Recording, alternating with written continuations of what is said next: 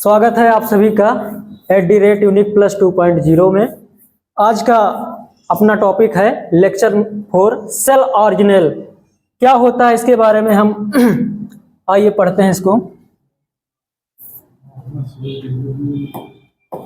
चलिए, सेल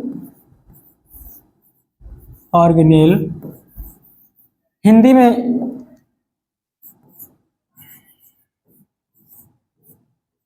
कोशिका के अंग कह सकते हैं आप, या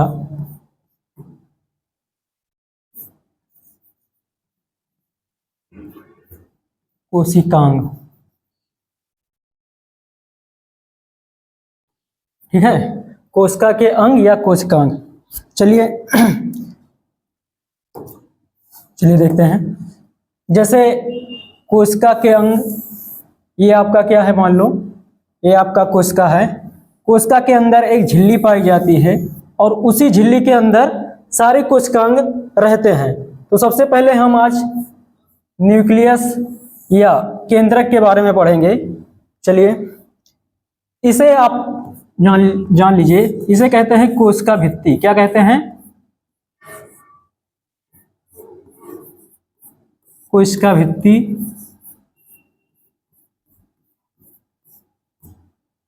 ये होता है आपका कोशिका झिल्ली,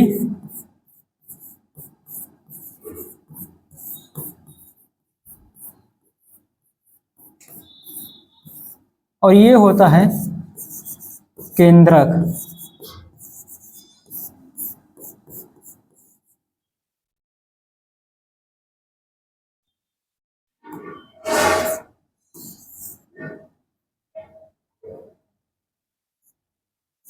चलिए एक एक करके पढ़ते हैं हम लोग।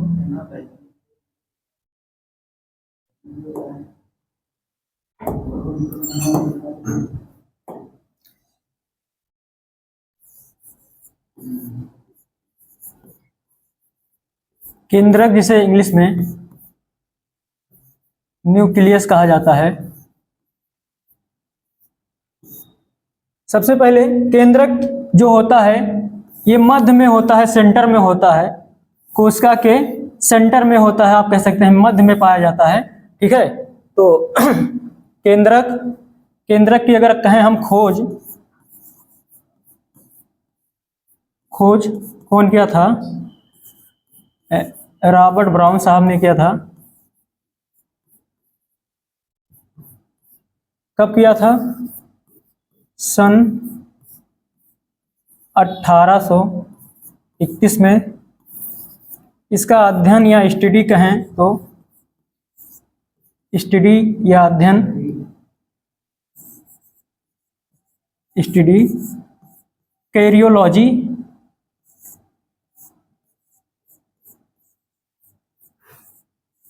क्या कहा जाता है? Study karyology. ठीक है, खोज रॉबर्ट ब्राउन साहब ने सन 1831 में स्टडी या अध्ययन कहें तो कैरियोलॉजी। केंद्रक या न्यूक्लियस क्या होता है, आइए हम जानते हैं इसका वर्क क्या है। चलिए, ये कोशिका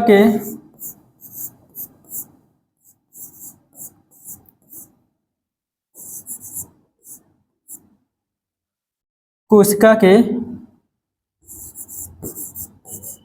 एक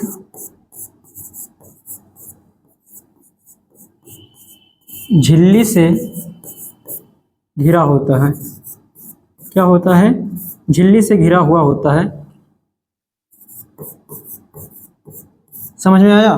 कोशिका के झिल्ली से घिरा होता है। इसके पास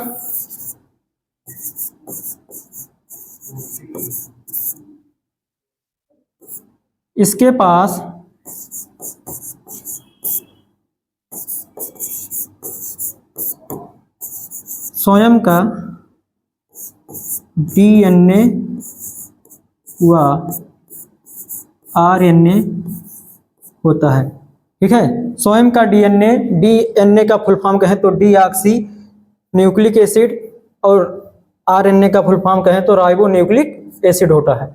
चलिए और इसके बारे में हम लोग जानते हैं, नेक्स्ट स्लाइड का यूज करेंगे।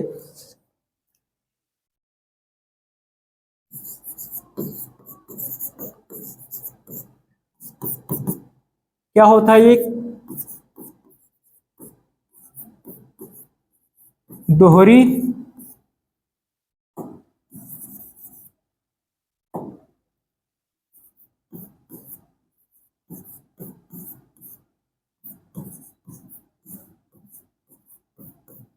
झिल्ली होता है, ठीक है। ये एक दोहरी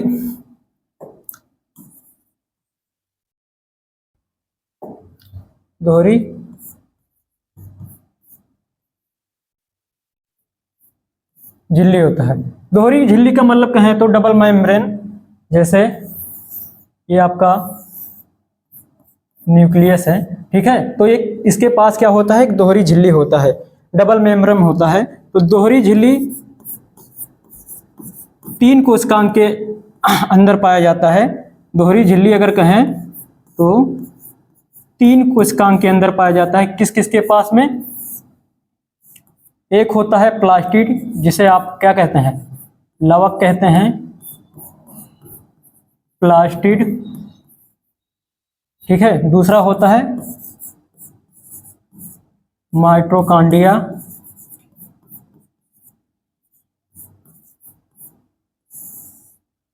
और तीसरा होता है केंद्रक।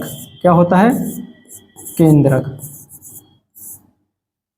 लवक जिसे क्या कहा जाता है, प्लास्टिड कहा जाता है, माइटोकॉन्ड्रिया, ठीक है, और तीसरा होता है न्यूक्लियस। जैसे आप जानते होंगे कि जो प्रधानमंत्री होते हैं उनके पास डबल सिक्योरिटी होता है, ठीक उसी प्रकार केंद्रक के पास भी डबल सिक्योरिटी होता है, दोहरी झिल्ली होता है। उसके अंतर्गत, दोहरी झिल्ली के अंतर्गत प्लास्टिड आता है, लवक, माइटोकॉन्ड्रिया और न्यूक्लियस। यानी इसका जो सिक्योरिटी होता है डबल, हाँ कह सकते हैं आप, एक बहुत हाई सिक्योरिटी होता है, डबल सिक्योरिटी होता है दोहरी झिल्ली। चलिए केंद्रक में आप जानते हैं एक धागे नुमा संरचना पाई जाती है। क्या पाई जाती है? एक ये होता है धागे नुमा संरचना, धागे नुमा संरचना पाई जाती है, जिसे क्या कहा जाता है? जिसे कहा जाता है क्रोमोटीन। क्या कहा जाता है? क्रोमोटीन। तो ये क्रोमोटीन क्या करते हैं, ये आपस में मिलकर गुणसूत्र का निर्माण करते हैं, ठीक है। चलिए इसमें अगर आप कह सकते हैं कि केंद्रक में, इस केंद्रक में एक धागे नुमा संरचना, आप कह सकते हैं इसे क्रोमोटीन कहा जाता है। क्या कहा जाता है? क्रोमोटीन। और ये क्रोमोटीन आपस में मिलकर गुणसूत्र का निर्माण करते हैं। यही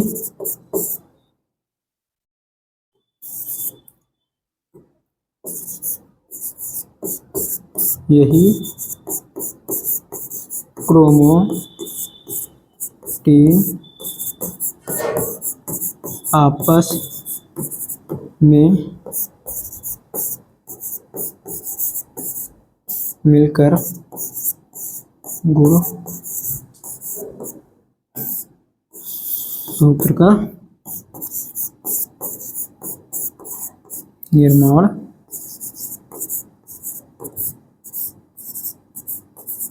करते हैं। समझ में आई बात? तो केंद्रक का वर्क क्या होता है इसके पास, ठीक है। क्या क्या था हमने बताया कि स्वयं का डीएनए और आरएनए होता है, दोहरी झिल्ली पाई जाती है, इसी केंद्रक के अंदर एक धागेनुमा संरचना पाया जाता है जिसे क्या कहा जाता है? क्रोमोटीन। और यही क्रोमोटीन आपस में मिलकर क्या करते हैं, जैसे बाल से बाल मिलता है तो क्या बनाता है? चोटी। उसी प्रकार ये क्रोमोटीन जब आपस में मिलते हैं तो गुणसूत्र का निर्माण करता है। चलिए अब आइए गुणसूत्र के बारे में हम थोड़ा सा जान लेते हैं। गुणसूत्र क्या होता है?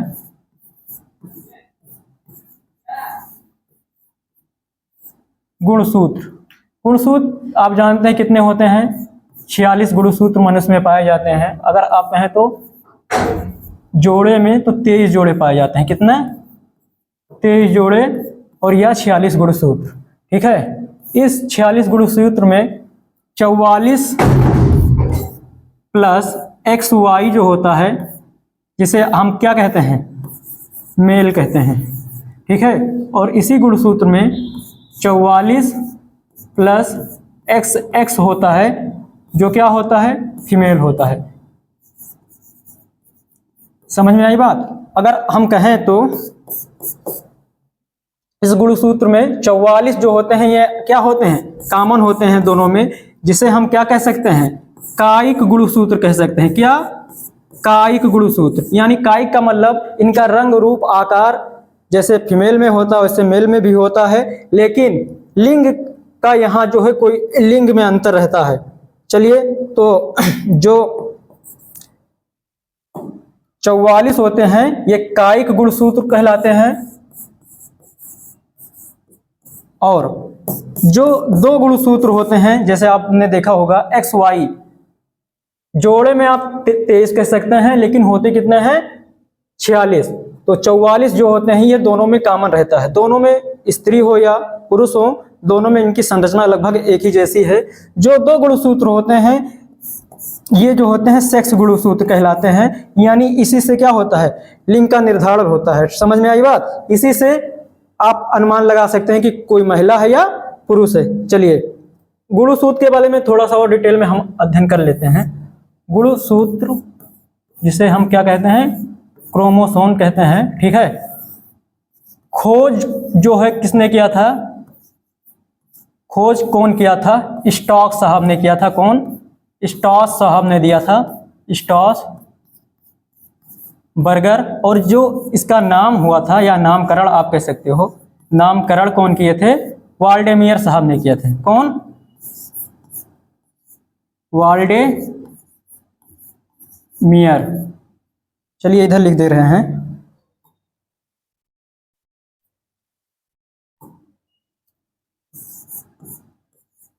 वाल्डेमियर। तो खोज किसने किया था, स्टॉस बर्गर ने किया था। नामकरण कौन किया था, वाल्डेमियर ने किया था। ये गुणसूत्र जो है, या हमने बताया कि ये जो है क्या करते हैं, गुणसूत्र मनुष्य में पाए जाते हैं। हाँ, चलिए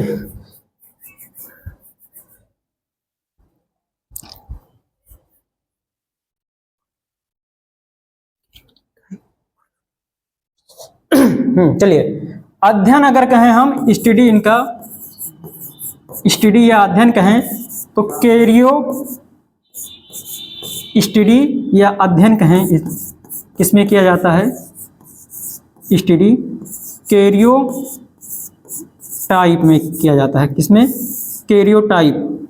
इसका एक निर्माण प्रक्रिया जो होता है या गुणसूत्र निर्माण प्रक्रिया किस विधि से होता है, कैरियोजेनेसिस। कौन सा विधि है,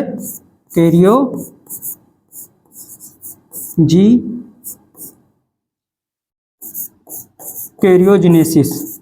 समझ में आया बात? चलिए, अध्ययन स्टडी, कैरियोटाइप, निर्माण कैरियोजेनेसिस। ये गुणसूत्र जो होते हैं, चलिए एक नया स्लाइड में हम इसको और पढ़ लेते हैं।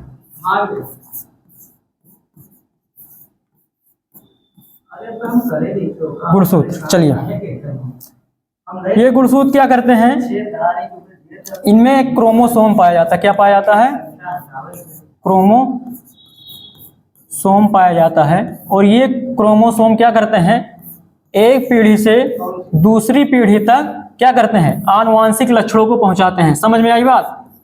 क्या करते हैं ये, आनुवांशिक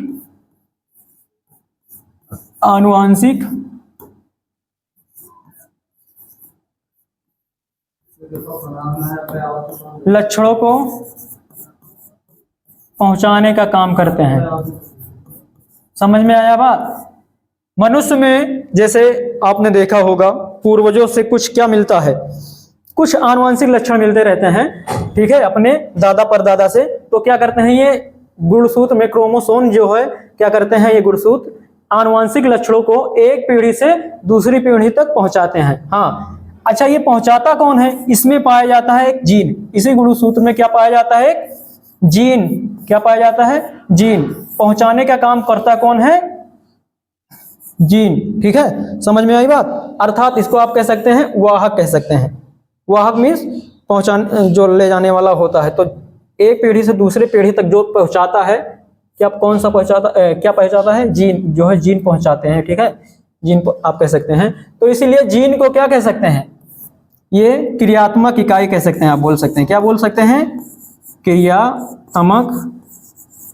क्रियात्मक इकाई कहते हैं। समझ में आई बात? इस जीन को क्या कहते हैं? इस जीन को क्रियात्मक इकाई कहते हैं। तो हमने क्या क्या पढ़ा गुणसूत्र के बारे में? खोज स्ट्रॉसबर्गर ने किया, नामकरण कौन दिया? वाल्डेमियर ने दिया। अध्ययन या स्टडी कहें तो कैरियोटाइप में होता है। जो गुणसूत्र निर्माण की प्रक्रिया होती है, क्या होता है? कैरियोजेनेसिस। गुणसूत्र कितने होते हैं? 46 पाए जाते हैं मनुष्य में। ठीक है, जोड़े में अगर आप कहें तो 23 जोड़े पाए जाते हैं। 44 प्लस XY अगर गुणसूत्र है तो मेल होता है, 44 प्लस XX है तो फीमेल होता है। 44 जो होते हैं दोनों में आप देख सकते हैं क्या है? कॉमन है। समझ में आई बात? दोनों में क्या है? कॉमन है। तो अर्थात 44 को आप क्या कह सकते हैं? कायिक गुणसूत्र। समझ में आई बात? और दो जो होते हैं XX, ये क्या होते हैं? सेक्स गुणसूत्र कह सकते हैं। आप इन्हें क्या कह सकते हैं? लिंग निर्धारण गुणसूत्र। ठीक है, चलिए हाँ, फिर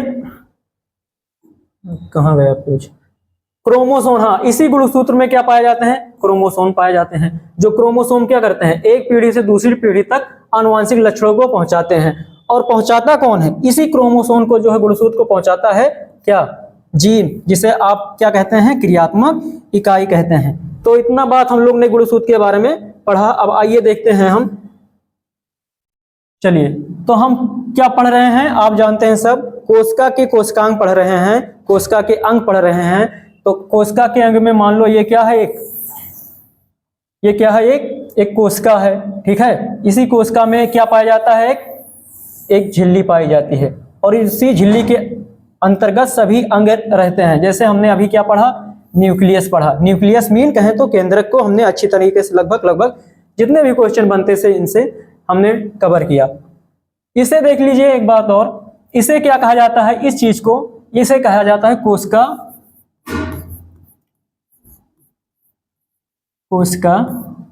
भित्ति। क्या कहा जाता है? कोशिका भित्ति। अगर इंग्लिश में कहें तो सेल वॉल। क्या कहा जाता है? Cell wall. तो इसके बारे में हम आइए कुछ पढ़ लेते हैं, इसके बारे में जान लेते हैं।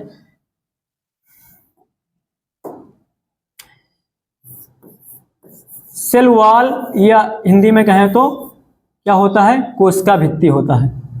ठीक है, ये क्या होते हैं? ये पहली बात तो ये पादप में पाए जाते हैं। किसमें पाए जाते हैं? पेड़ पौधों में पाए जाते हैं या पादप में पाए जाते हैं। ठीक है, चलिए, अगर हम कहें तो पेड़ पौधों की कोशिका भित्ति किससे बनी होती है कह सकते हैं, या इनका कहाँ से बनते हैं? तो पेड़ पौधों की कोशिका भित्ति, पेड़ पौधों की कोशिका भित्ति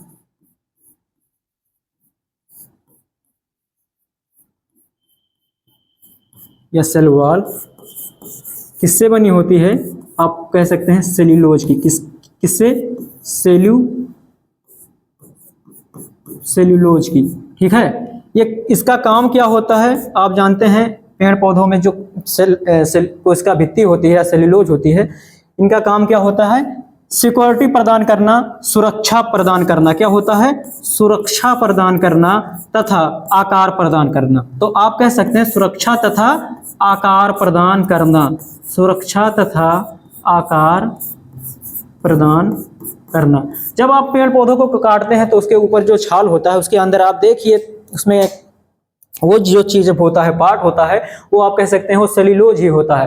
अच्छा, सेल्यूलोज किस में पाए जाते हैं? पेड़ पौधों में। हम सेल्यूलोज और बताइए किसका एग्जाम्पल है, जैसे कपड़ा का बनना भी एक क्या है, सेल्यूलोज होता है। और कवक, कवक की कोशिका भित्ति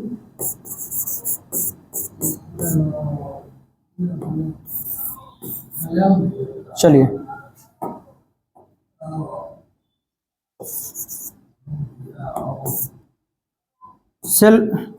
सेल वॉल कोशिका भित्ति किससे बनी होती है, काइटिन की। किससे,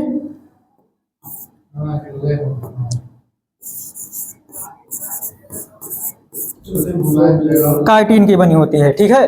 कवक में एक और सेल्यूलोज पाया जाता है जिसे सुबेरिन कहा जाता है। ठीक है। तो इस प्रकार से सेल वॉल क्या होता है, कोशिका भित्ति, एक आप समझ सकते हो वॉल मीन होता है दीवार। तो ये क्या होता है, पेड़ पौधों का आप कह सकते हैं एक प्रकार के दीवार होते हैं जो पेड़ पौधों की कोशिकाओं को क्या करे रखते हैं, सुरक्षा प्रदान किए रखते हैं तथा आकार प्रदान करते हैं। ठीक है। मुख्य रूप से किसमें पाए जाते हैं, हाँ मनुष्य के कोशिका में नहीं पाए जाते हैं। किसमें पाए जाते हैं, केवल ये आप कह सकते हैं प्लांट सेल में पाए जाते हैं, पादप कोशिका में भी केवल पाए जाते हैं। ठीक है, पादप में पाए जाते हैं। दूसरा, सुरक्षा तथा आकार प्रदान करते हैं। कवक के सेल वॉल किससे बने होते हैं, काइटिन से बने होते हैं। ठीक है। इस पार्ट को क्या कहा जाता है, आइए जानते हैं हम लोग। इस पार्ट को कहा जाता है सेल मेम्ब्रेन। क्या कहा जाता है, मेम्ब्रेन। कोशिका झिल्ली क्या कहा जा सकता है, कोशिका झिल्ली। चलिए इसके बारे में थोड़ा सा डिस्कस कर लेते हैं। इसको क्या कहा जाता है, कोशिका झिल्ली।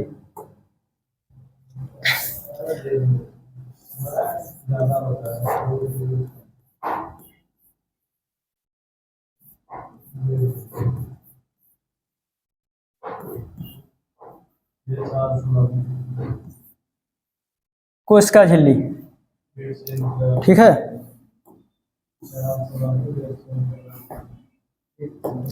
ये जो है दोनों में पाए जाते हैं, ये पादप प्लस जंतु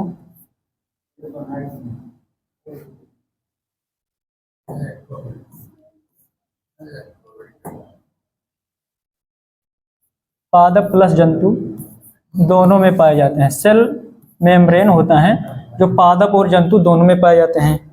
चलिए ये किससे बने होते हैं, तो ये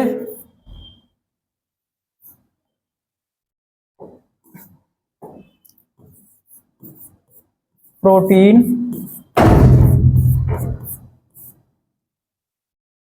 तथा फैट या वसा से बने होते हैं।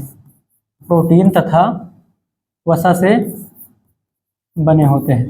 जैसे हमने बताया कि कोई ये क्या है, ये सेल वॉल होता है, ये होता है, इसे आप सेल वॉल कहते हैं। तो ये होता है सेल मेम्ब्रेन।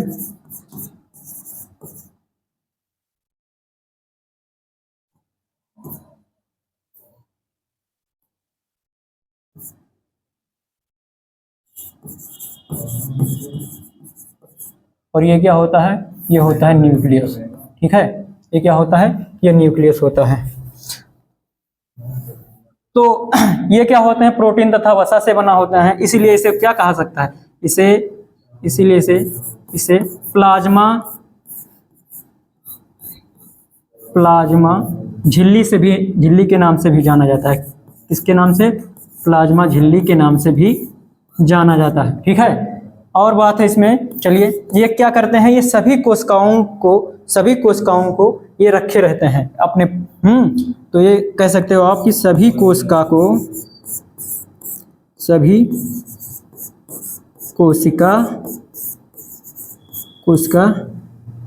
इसी झिल्ली के अंदर रहते हैं। समझ में आई बात, सभी कोशिका इसी झिल्ली के अंदर, इसी झिल्ली में कह सकते हो, इसी झिल्ली में रहते हैं। ठीक है, सभी कोशिका इसी झिल्ली में रहते हैं। तो एक कोशिका हो गया, कोशिका में हमने कोशिका झिल्ली, कोशिका भित्ति, केंद्रक। अब आइए कोशिका के कोशिकांग कौन कौन से होते हैं और मुख्य। जैसे कोशिका चैप्टर बहुत बड़ा है, ठीक है, तो ये मान लो क्या है, ये कोशिका की झिल्ली है, ठीक है। अब इसी झिल्ली में ये न्यूक्लियस हो गया, केंद्रक हो गया, ये माइटोकॉन्ड्रिया हो गया, ठीक है, ये राइबोसोम हो गया, ये क्या हो गया, लाइसोसोम हो गया। तो एक एक करके हम सबका अध्ययन करते हैं। ये हो गया ER, ठीक है। तो चलिए पहले हम माइटोकॉन्ड्रिया की बात कर लेते हैं।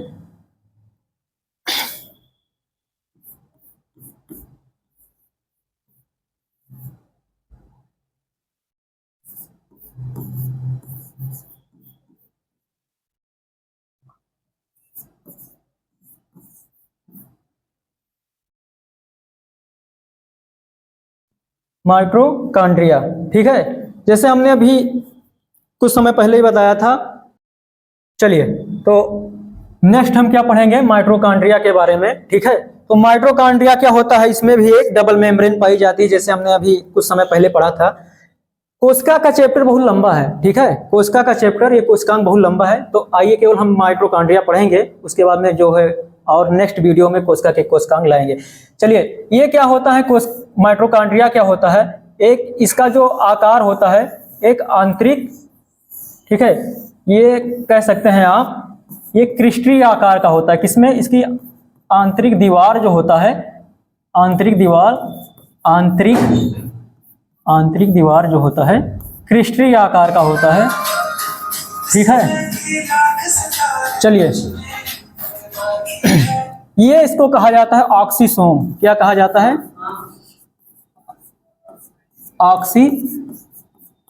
ऑक्सीसोम कहा जाता है, ठीक है।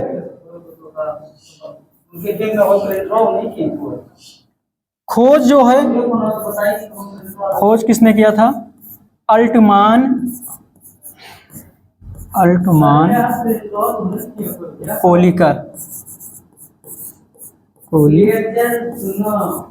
माइटोकॉन्ड्रिया की खोज किसने किया था, अल्टमान कोलिकर। किसने खोज किया था, हाँ, अल्टमान कोलिकर। इसका जो है नामकरण कह सकते हैं, या नाम दिया था, नामकरण किसने दिया था, सी बेंडा। कौन दिया था, सी बेंडा। तो माइटोकॉन्ड्रिया हमारे शरीर में करता क्या है, इसका काम क्या क्या होता है, ये ऊर्जा बनाने का काम करता है। क्या करता है ये, ऊर्जा, इसे आप ऊर्जा घर बोल सकते हैं। क्या कर बोल सकते हैं, ऊर्जा घर।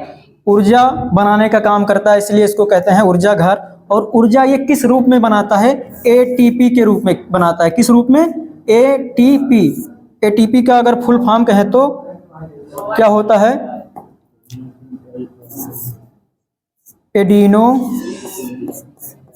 Adenosine try phosphate.